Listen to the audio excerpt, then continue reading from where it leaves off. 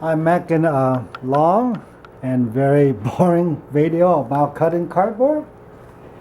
And what I have here is a very small knife.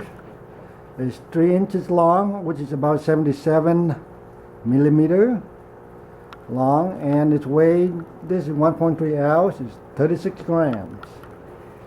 And today I'm going to cut lots of cardboard. And that's why it's long and boring. I'm going to be a variety of pile of cardboard I'm going to cut. I go thin at 1 millimeter, 2 millimeter, 3, and then really thick, 5 millimeter. So in the beginning, I'm going to cut the easy stuff first, the 1 millimeter or thinner. And well, not a big knife, but I'm going to just do the cutting. Well, I'm going to shred these first now.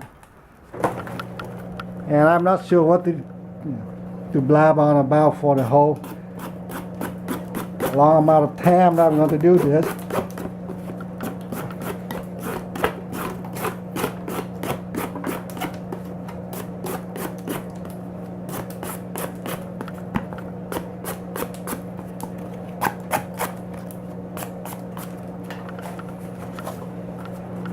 Oh, they hit a 5. What are you talking about? Geometry, and you can cut this or that. Whatever I cut with the spine, can't cut it. So therefore, if it gets so dull, you cannot cut it.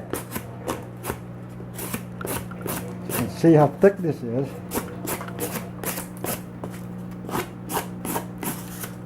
I expect this cutting, I will cut until I run out of cardboard, probably an hour. And I will try to keep this knife in view the whole time. I mean, when posting this, I might post the full length, or will post the edit out to make it less.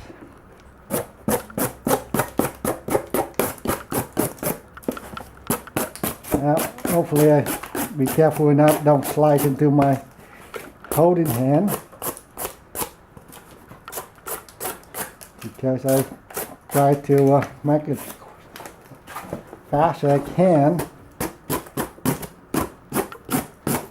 Where the blade is too forward here, so that sometimes it caught on the heel. So.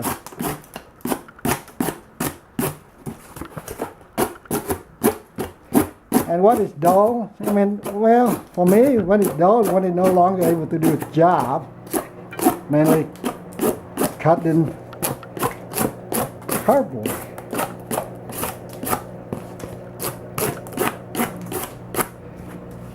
If your job was cutting up in boxes or shredding box, I mean, this is going to be the hyper extension of it.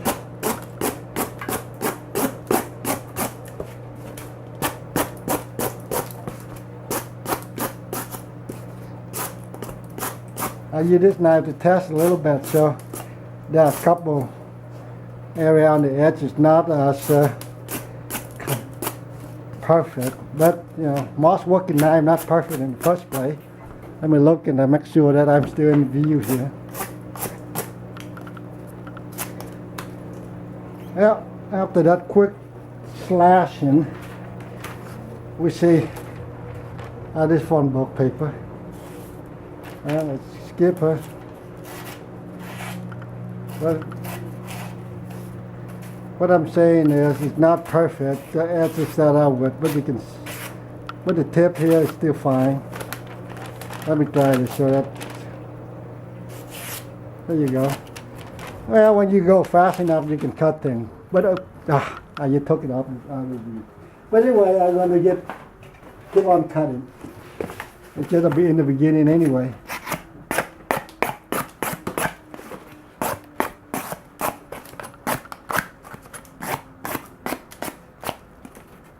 And this steel is ball bearing steel. It's a 52-100 steel. I made a knife, and it's fairly hard. I don't have a Rockwell tester, so only guessing what it is.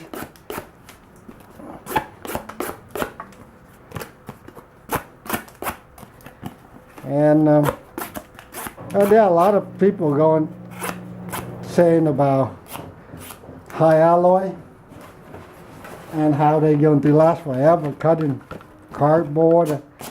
Well, I guess this test, I just want to show that maybe, I don't know how it ends, but I think you will see that the amount of cut I put onto this little blade, only 7.7 centimeter here. Is very short, 3 inches. It's not a long blade. So I have, also I don't need, and this is double up, so that's why it got resistant to it. And also when they have glue, you cut to a lot of hardened resin sometimes, depending on the type of the adhesive these boxes are.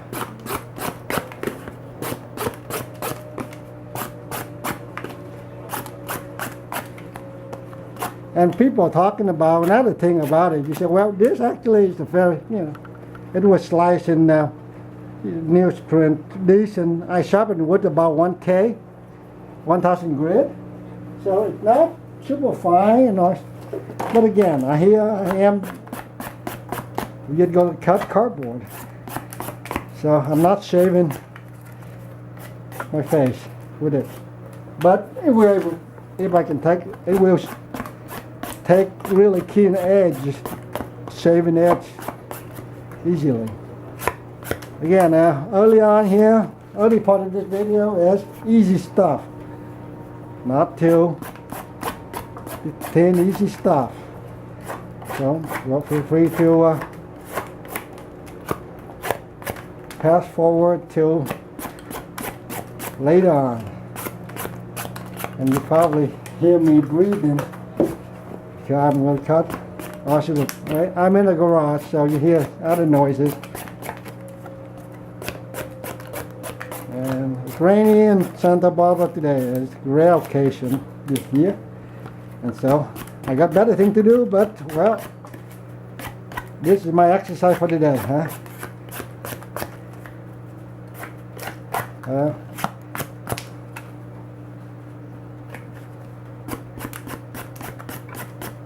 And when you're talking about, they're really coarse edge versus fine edge, about cutting ability. Well, here's a cardboard, and this edge is fine. Edge, fine enough. So, according to them, if indeed the edge getting duller and duller to some point it becomes like a spine, I won't cut anything, right? We see that's the case.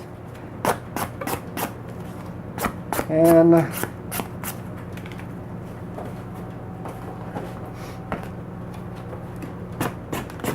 when you have a high alloy, say S30V or S90V, then you want to use the alloy, the carbide, vanadium carbide or CBMM4 vanadium with tungsten carbide. You want to use these hard carbide to take the most of the impact and the abrasion against the material you cut. That's why vanadium very hard, tungsten is very hard too.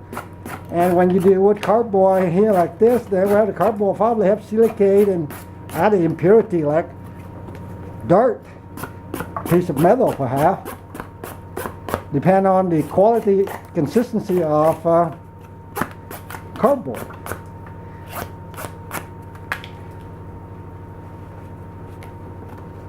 It go down to how do you, can I get an edge optimized for a particular task?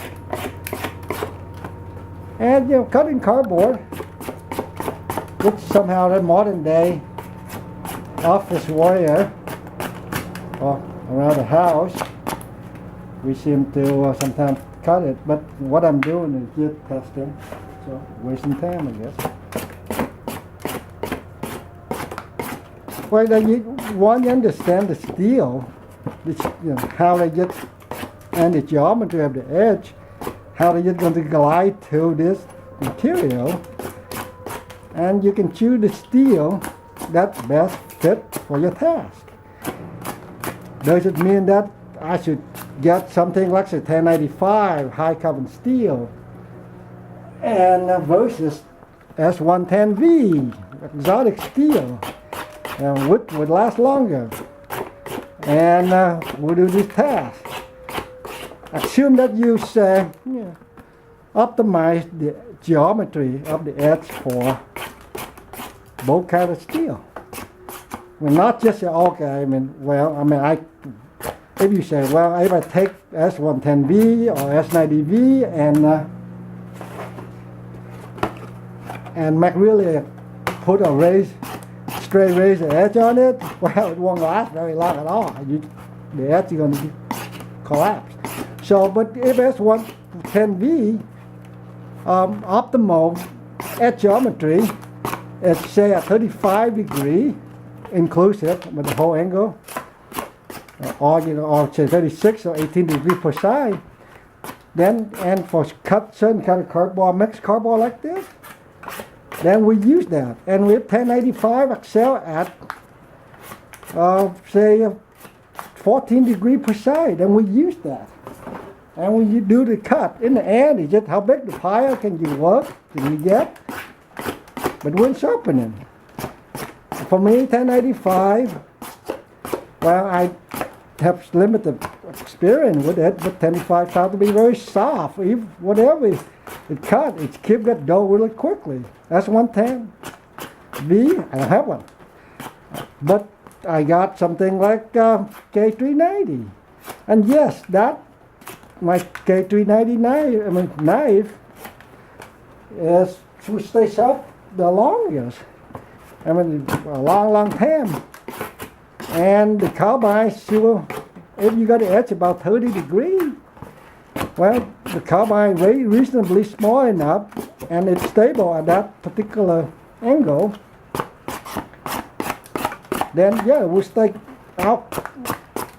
Last a lot longer than ZDP 189 or S30V, CBM M4. So you say, well, fair comparison is, well, go ahead and optimize the steel of your choice and do it best. And then now fit it to certain tasks, that's reasonable tasks, not ridiculous tasks, like chopping wood or something, then it might not, I'm talking about reasonable tasks that overlap between the two steel that can perform, can do, decent job. And that's how you, and also cutting style-wise, and blade length, and whether or not, well, and then again, talking about how fine, of course. Well, again, go ahead and sharpen to the level that you think it will best perform.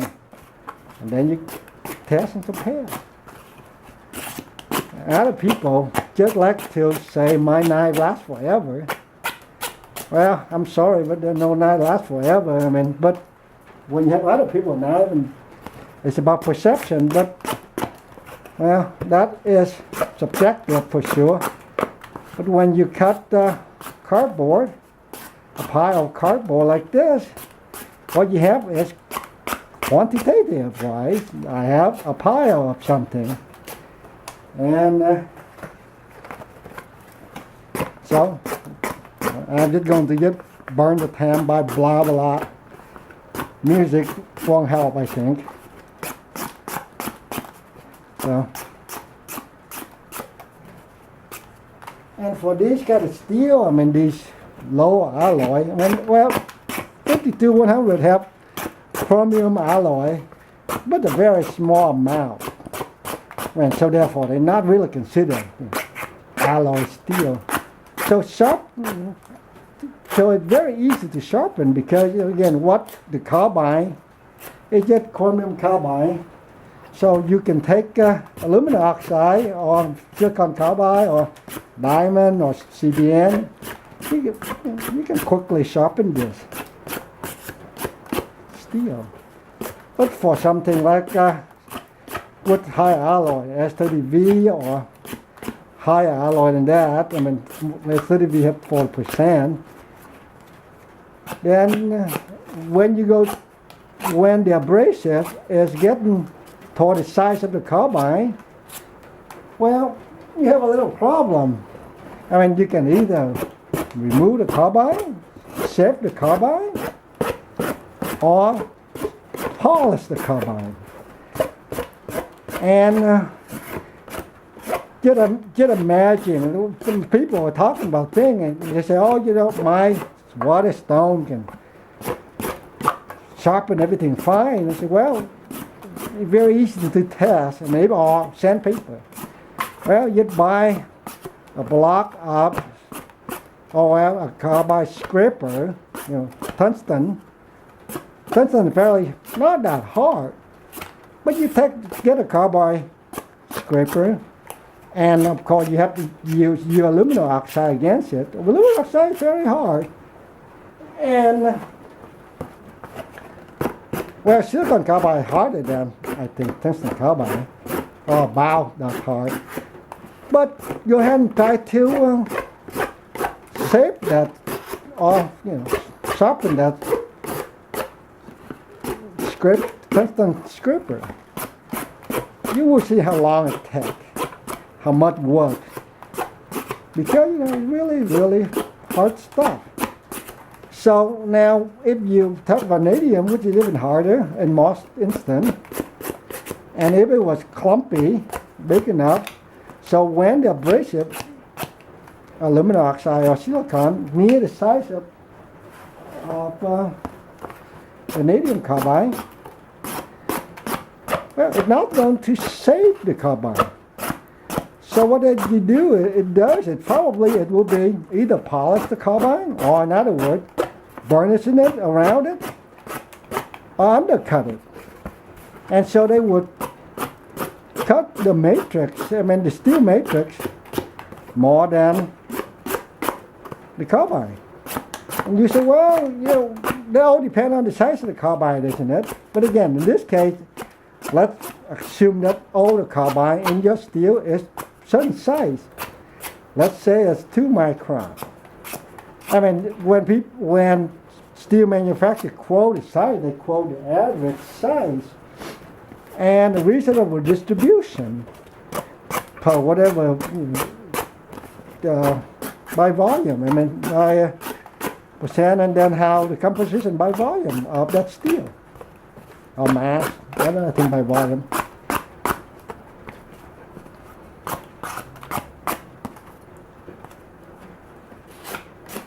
So so now if the abrasive, when you have two micron carbide, and then you take 1 micron abrasive, what's softer than the carbide? I mean, you look at theoretical. I mean, reality, it might show differently, or because it's so small that we don't have the equipment to detect. But if you take that 1 micron abrasive, assume that, take that, load it into, just until one point, and that will rub it directly against the carbide. The same thing is you have a big block of carbide, and you have something that not half of the diameter, which is a fourth of its size, and rub against it. Well, you're not going to do much to the hard carbide.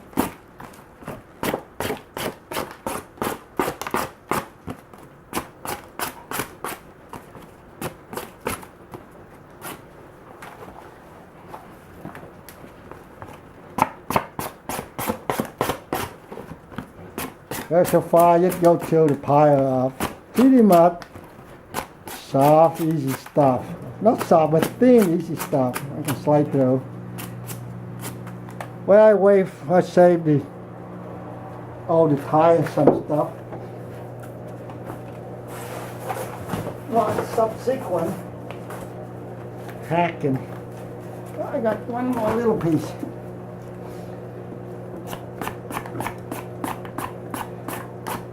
So when you go down to refine enough, and the abrasive, think of this 1-micron abrasive, and try to save a 2-micron carbide. Well, first of all, the abrasive is to dig into the carbide. If any hope to get a sliver of it like this out of here, carbide, and here my abrasive, you have to dig in, and you require certain force to go boom, cut, to abrade it. And now, if the carbide hold on by the matrix, certain amount of strength hold on to it, and the force required. So now you load that abrasive onto like a belt, a mechanical, a motor that go in a high speed. Well, when you have just like a bullet, hit it. Well, if a bullet hits something sufficient, fast enough, well, in this case, it's not a bullet, so therefore you only have impact wise. Foot-pounds or whatever, Newton impact. Well, if the impact, well, in this case, not fast enough to generate heat to penetrate and shatter the carbide, then, well, if sufficient force hit it, it fly away. The carbide fly away. But if you have hard enough or sharp enough, it will cut like this. That's why using the correct abrasive help. Be able to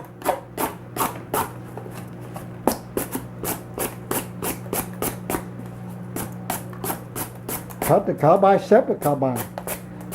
But the problem with the 1-micron, or say 2-micron carbide, of course they're not in spherical shape, but some of them are powder steel, they are fairly spherical or elongated.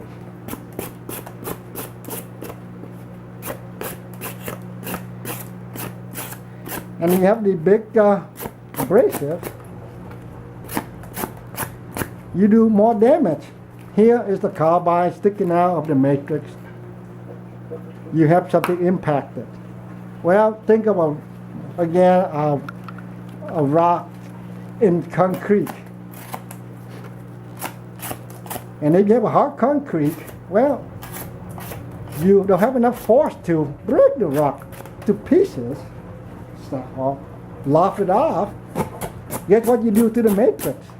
If it's strong enough, it fly out. And if it's weak enough, well, and the matrix cannot handle it, well, you crack around it because it cannot hold on to it. So you either damage it or you tear it out. And so it depends. That is the strength. It depends how much matrix surrounding that carbide to hold on to the carbide. And at the apex, well, you can calculate the volume out. Assume that the carbide is spherical, and then you make a cross section of it. It's a circle, and the apex is a triangle. So you overlap them. You can calculate quickly what is the percent of coverage that the matrix had. Get hold of that carbide, and you want that carbide partly protrude out of, or on the apex or around the apex, so that they can interact with what you try to cut, and to give it that wear resistance.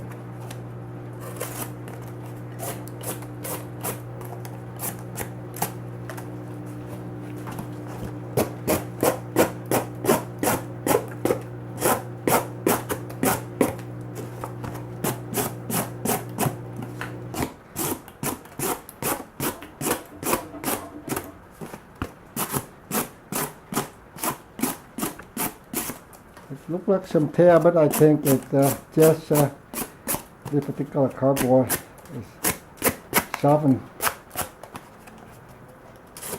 Where would I about carbine?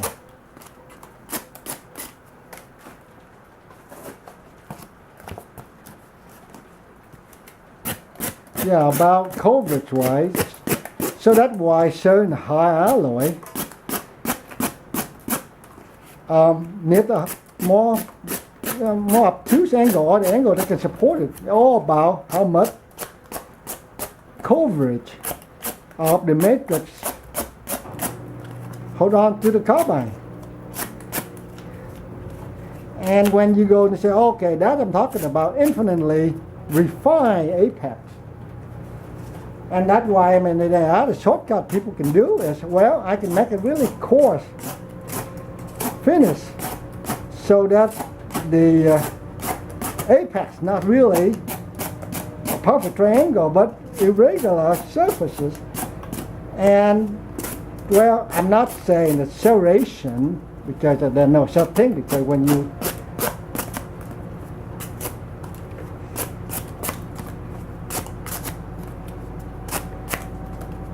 but the fact is, again, there are more metal, so you have more coverage of the, so therefore more, so they hold on to the carbide longer. And also the irregularity there help cut into fibrous, because again, now you cover the like fiber stuff. You cut into rope or everything else, or denim, cotton, or this kind of thing. Anything that is tubular and they're very small, it give with the other edge contact with it. It give. When you edge cut it, it give along, because it's a fibrous.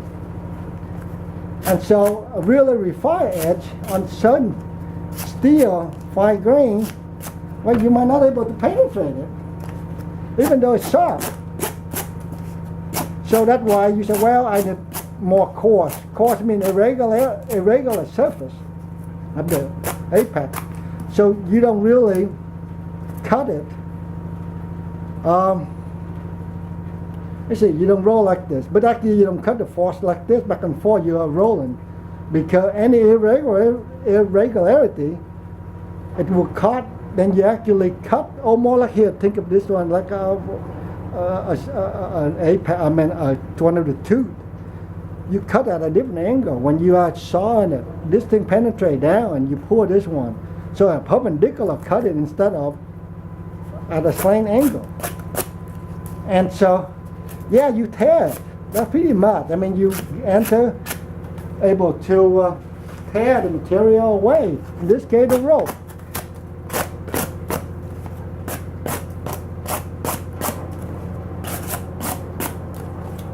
So that's why you want to say coarse edge, but also because of a lot of, for high alloy, again, coarse edge is because down here, down from the apex point, there are more metal below. And that more metal, again, they can hold on to the carbide a lot stronger, a lot more. So you actually got a longer cutting edge. But again, it's not a refined cutting edge. It's you dig into it and tear it off. And so you don't want to make surgery with it, because I mean, you look at the fine level, then you got a lot of micro tear.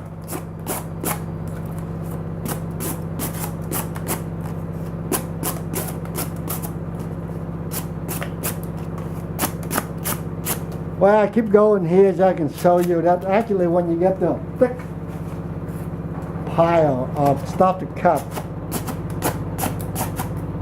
that's where even high carbide or thicker blade get yourself in trouble, and this knife will fly through.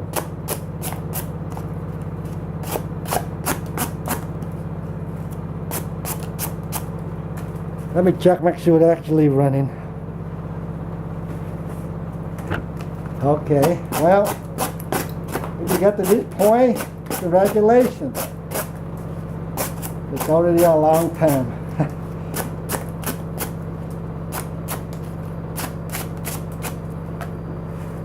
And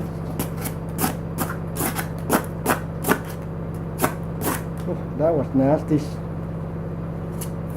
Sideways flip.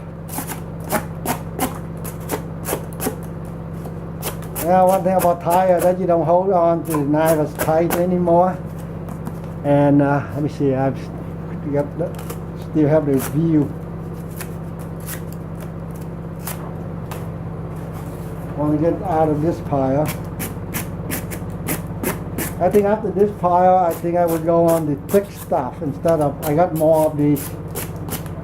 Well, I will show you. I cut a big box that it's frayed. It's not a fruit kind of container. But that I think the cardboard is not tough. I think it's too porous. So,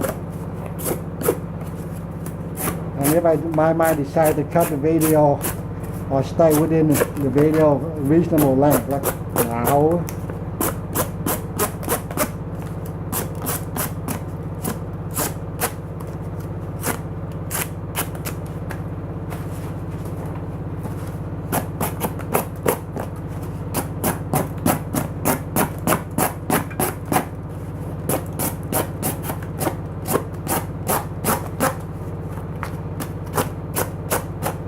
Sometimes that you can claim something that, oh, I cut this much. Well, this video will just show you, yes, it's possible to cut until you tire.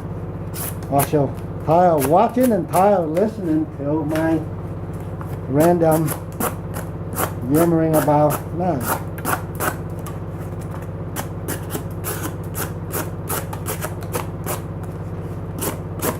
When I first get into the knife hobby or interest, I thought for sure high carbine would solve all my problem or would be my ultimate. So I looked at S110V, or first actually S90V and then 110V. Now before that, actually in sharpening, when after I bought my S30V, I learned that my Edge Pro doesn't give me the edge I wanted. And I got puzzled, and then I look at it and say, maybe hardness, yeah. If I got ultimate hardness blade, along with some carbine, that would be awesome. So I got the GDP 189, and my Edge Pro produced pretty good edge, but it doesn't seem to last forever either. That's disturbing, and that kind of annoyed me. So I looked into it more, and I said, well, and then I dabble with knife making, and I still think, oh man, well, back, and I said, well, I got super high carbine alloy, whether or not, vanadium or tungsten or niobium or whatever, molybdenum and all these things. And I enough spent a lot of time with simple. I want to go back and more simple. I spent a lot of time with this ball bearing, 5200. And well, it's too simplistic. And why? Why even sometimes mention that high performance? So other people say this is their master recipe. Well, after enough knives, I got testing these experimental knives. I said, well, maybe I got something, or maybe just nothing. And it's not the first time I sit here and cut a big pile of cardboard. And I cut with the outer knife, GDP 189. And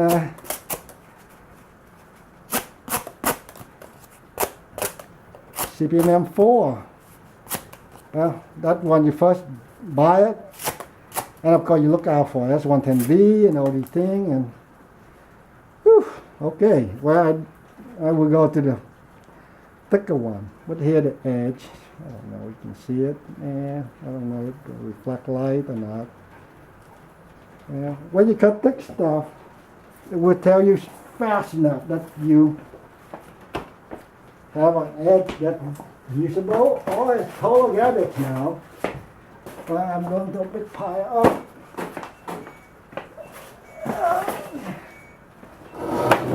Big pile of thick, heavy Costco box, thick stuff. And this is going to be exhausting. Oh well.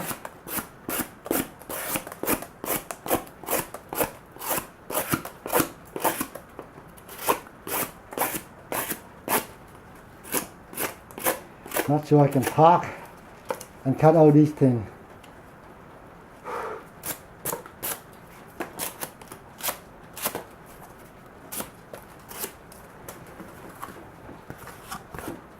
Big stuff.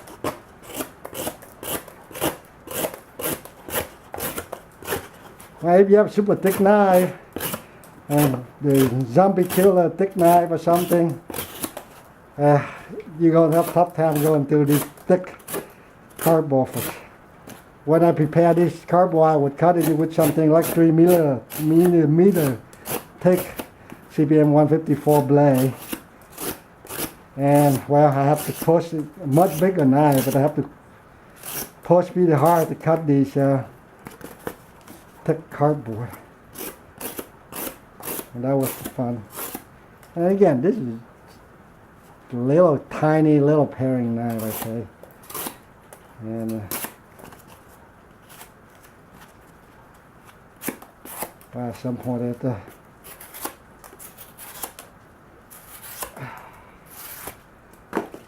not worth, hold on and cut these guys longer.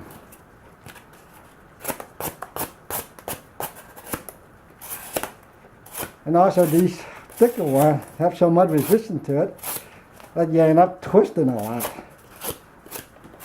But maybe that part of the, if your work consists of sit here and shred everything, oh well, you're not going to be kind to your edge.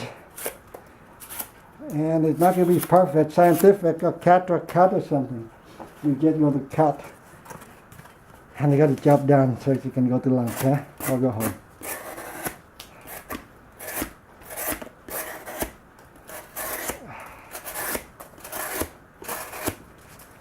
Ah, my wrist tired.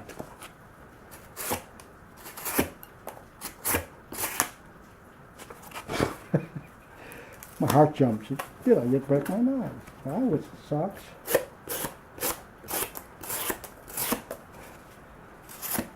High confident in my these experimental. So Dracula was a bigger knife, and I broke the tip off. I put a handle on it and shortened the handle.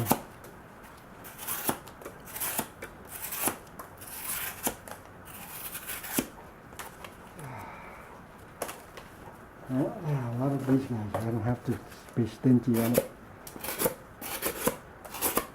There's glue on here, some have not, and this one don't have it.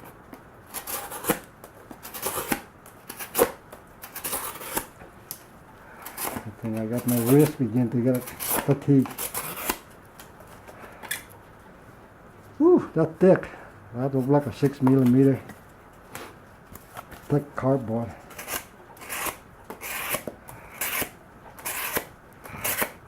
A little wood grain. Not so exhausting than a cross grain like this.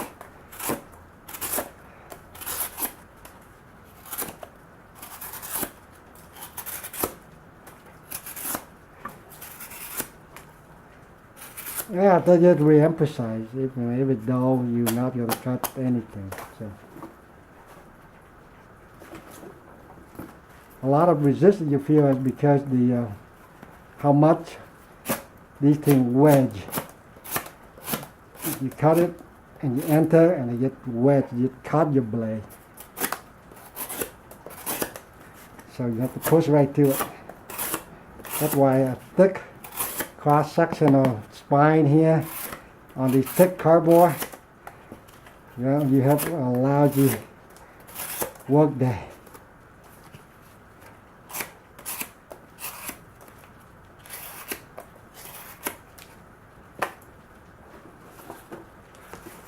length. Woo! 40 minutes.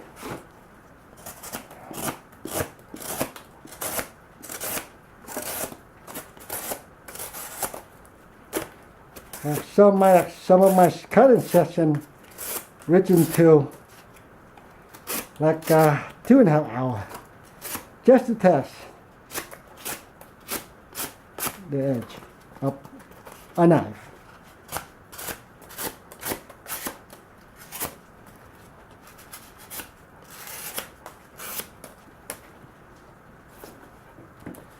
A little thinner,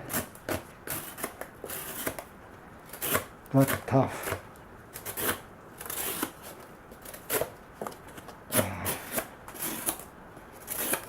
The spine too thin, my thumbs not happy. Maybe I can push back a little bit. Lose less control. Or the heel could get catch.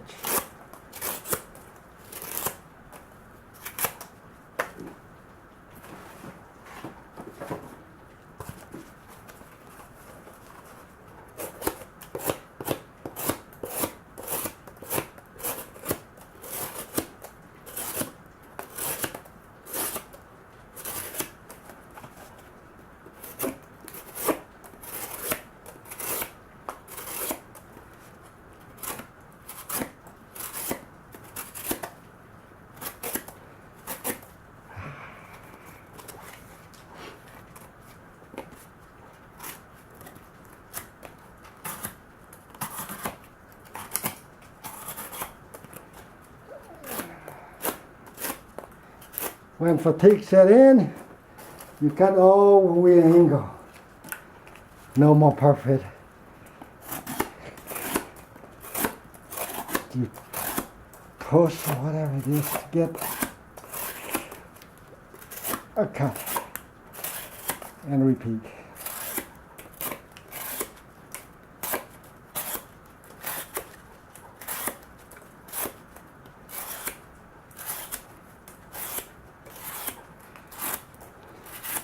Well, according to the mystique of cardboard, there's a lot of glue on these things. It's so sticky, no wonder it's kind of harder to cut. That glue, come out, glue. This should be completely dull and not usable by now. It's cardboard, thick one, industrial. Okay, I got to hold like this. Rest my thumb.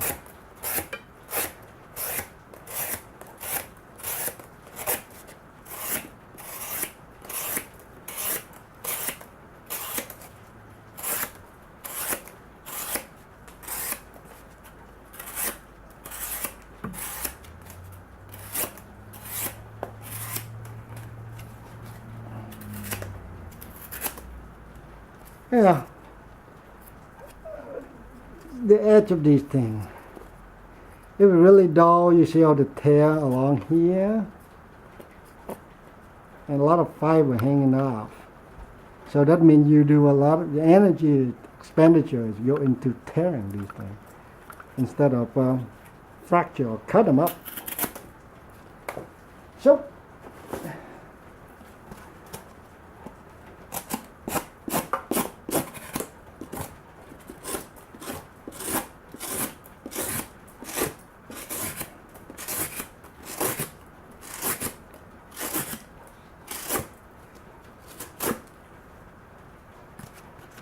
Well, let's talk about sharpening, I guess, and then we just say, well, I can strop my edge, or this or that, to get. Oh. Well, stropping is so cover a wide range of it. The concept is cover a wide range of things. I mean, if you can think of.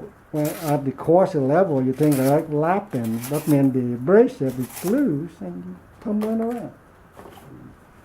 And they abrade the steel, the surface off, in some manner, but a lot less than if the abrasive was fixed abrasive, whether the center or embedded some sort of binder or so, and that no longer considered stropping. I consider sharpening.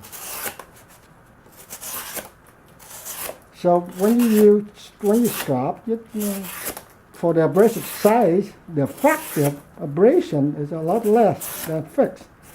So if you would strop, if you in order to get, like say, 1 micron, well, I gotta find 2 fine. Let's say in order to get 12 micron finish, which is about 1,000 grit, using a stone,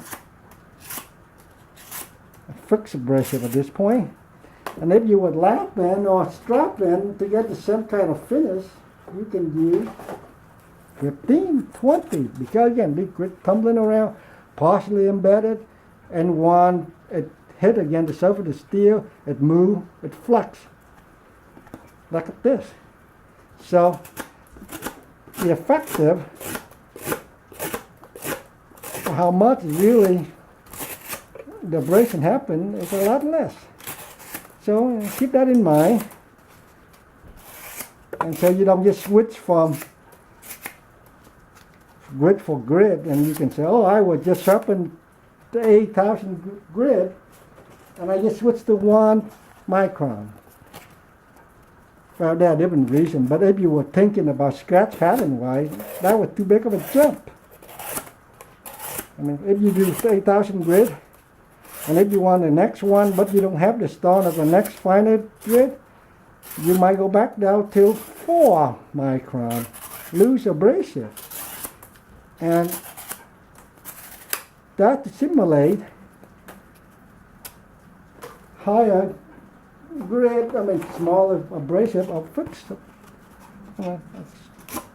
Something fixing the stone.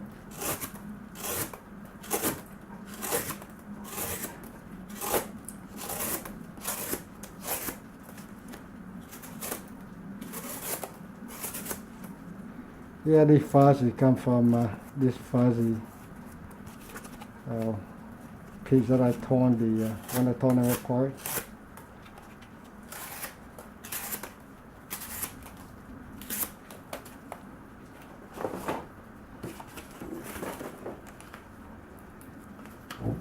Checking the tan.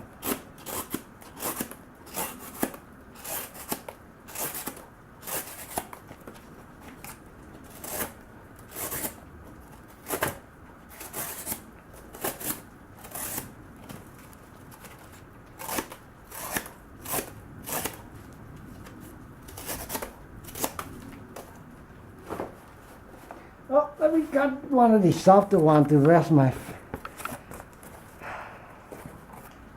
wrist.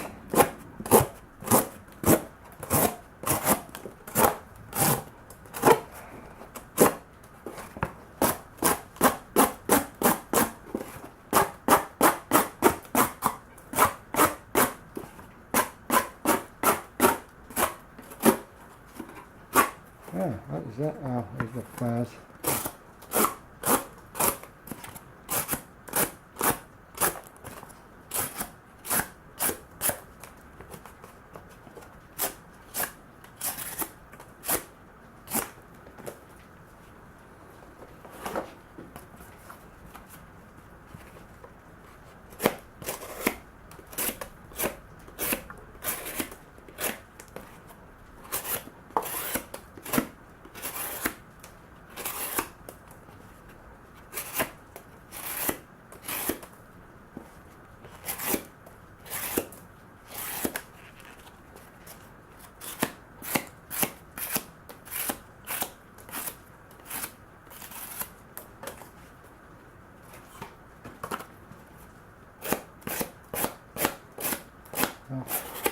Whoever have patience watch this far. Woo! Yeah. Kudos to you for the most patient viewer.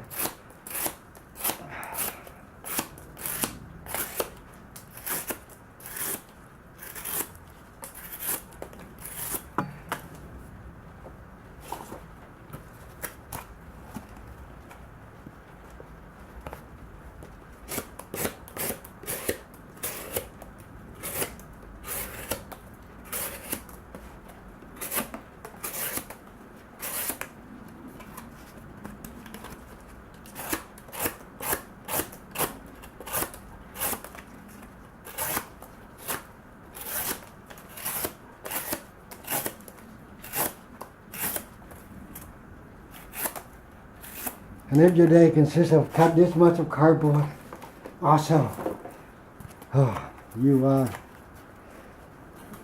must be a very, very strong person, because that's tough work.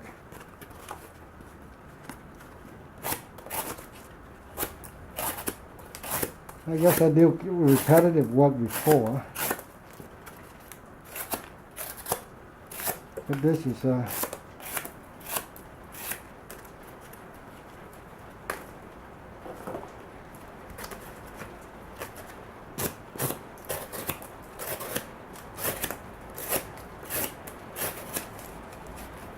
well, as we go along and cut the hard stuff, I do have